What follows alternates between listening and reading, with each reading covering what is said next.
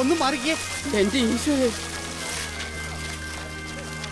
അയ്യോ, നടുപടിച്ചു വീണ വെള്ളം ഇനി മത്സരിക്കാൻ കൊള്ളത്തില്ല പ്രസിഡന്റ്. ഇത് മത്സരിക്കാതിരിക്കാൻ വേണ്ടി മുട്ട് തട്ടി കളഞ്ഞതാ. ഒരു സംശയവും കുര്യച്ചൻ തന്നെ. അവനിപ്പോ ഈ കരക്കാരൻ മുഴുവൻ ശത്രുവാ.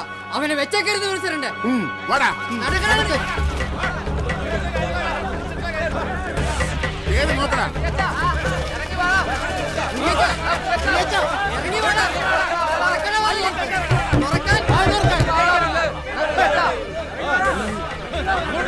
സ്ഥലം വിട്ടു പ്രസിഡന്റ്. വരുന്നടാ.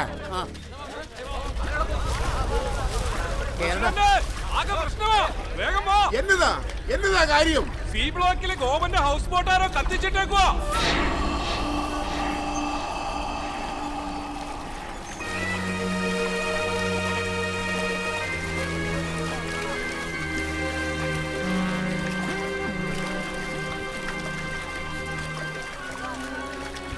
എങ്ങനെ സഹിക്കൂടെ ഗോപ?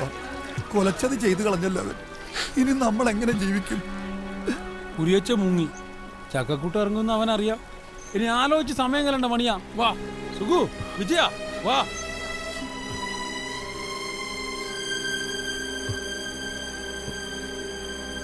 പോലീസിലൊരു പരാതി കൊടുത്താ അവര് വന്ന്.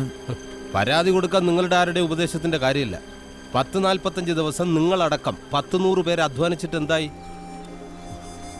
കുരിയച്ചൻ ചുണ്ടൻ വെള്ളവും തകർത്ത് കളിയും മുടക്കിയിട്ട് നിങ്ങൾക്കൊന്നും ഒരു ദണ്ണമില്ലല്ലോ. കണ്ടില്ല കേട്ടില്ല എന്ന് പറഞ്ഞു നിൽക്കാൻ നിങ്ങൾക്ക് എളുപ്പമാണ്.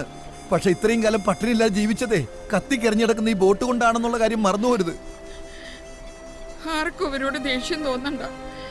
ഇവരെ കല്യാണം കഴിപ്പിച്ചതും ഇനി ഒരിക്കലും തല്ലുണ്ടാക്കാനും തെമ്മാടിത്തരം കാണിക്കാനും പോകത്തില്ലെന്ന് ഭാര്യമാരെ തൊട്ട് സത്യം ചെയ്യിപ്പിച്ചതും ഇവൻ പറഞ്ഞിട്ടാ. ഇനി നീയായിട്ട് തന്നെ ഇവരെ എല്ലാം പഴയ ജീവിതത്തിലേക്ക് തള്ളിവിടണോ? വേണ്ട, ഒന്നും വേണ്ട. വാടാ. എവിടെ പോയി ഒളിച്ചാലും കുരിയച്ചനെ ഞാൻ കണ്ടുപിടിക്കും. എനിക്ക് വേണ്ടി മാത്രമല്ല, നമ്മുടെ നാട്ടുകാർക്ക് വേണ്ടി. അവനെ കണ്ടുപിടിക്കുക എന്നത് അത്ര നിസ്സാര കാര്യമല്ല. അവനീ കരവിട്ടിട്ടുണ്ടാവും. വാ. ഗോപൻ സാർ ഒരു പരാതി എഴുതി തന്നെ. അവന്റെ കാര്യം ഞാൻ ഏറ്റു. പക്ഷേ എന്റെ ഫോണിന്റെ കാര്യം. പരാതി ഒന്നുമില്ല. കുരിയച്ചൻ എവിടെയുള്ളത് കണ്ടുപിടിച്ച് തന്നാൽ മതി. സാറിന്റെ ഫോൺ ഞാൻ അങ്ങ് തരും. ഉറപ്പാ? ആ, ഉറപ്പ്. ഓ ശരി.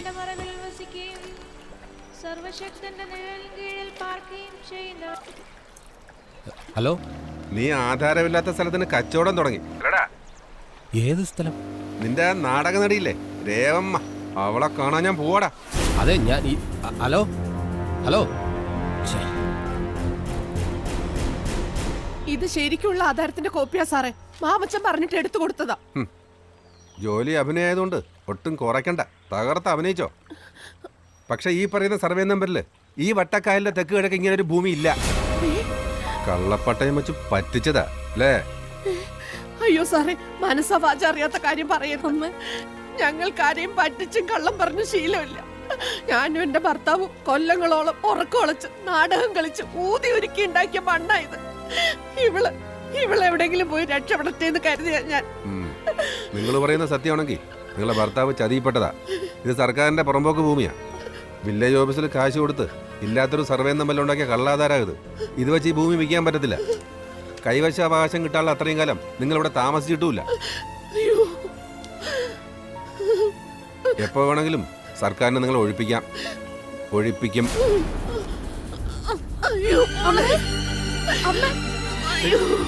എന്താ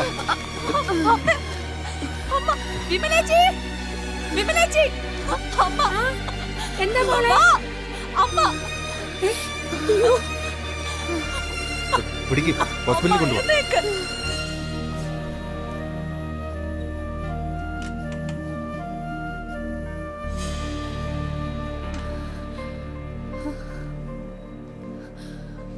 രേവമ്മ ക്രോണിക് ഹാർട്ട് പേഷ്യൻ്റ് ആയിരുന്നു. കാർഡിയക് അറസ്റ്റാണ്. ഇവിടെ എത്തുന്നതിന് മുമ്പേ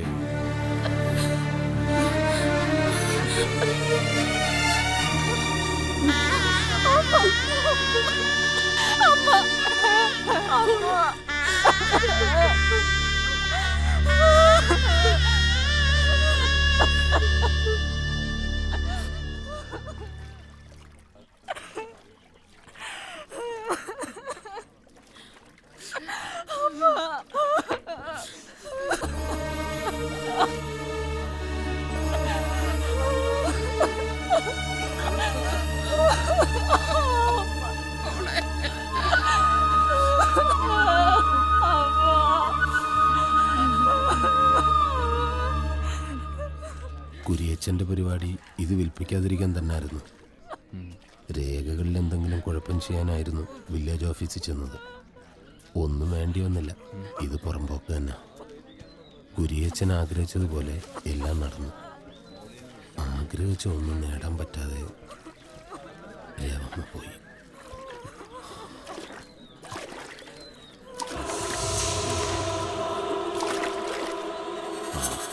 പ്രസിഡന്റ് വിറക് എത്തിയിട്ടുണ്ട്. സുശീല ആ തെക്കുവശം ഒന്ന് വൃത്തിയാക്കി എളുപ്പം.